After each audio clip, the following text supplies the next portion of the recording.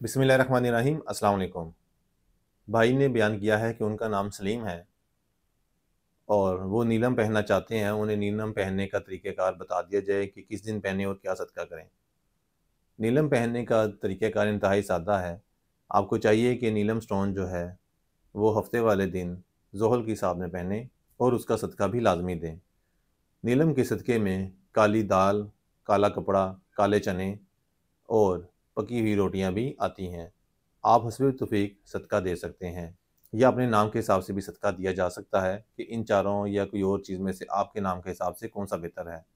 जहाँ तक ये सलीम भाई ने अपना डाटा भेजा है, तो इनके नाम के हिसाब से काले रंग की मुर्गी जो है वो बतौर सदका देना इंतहाई मुनासिब रहेगा।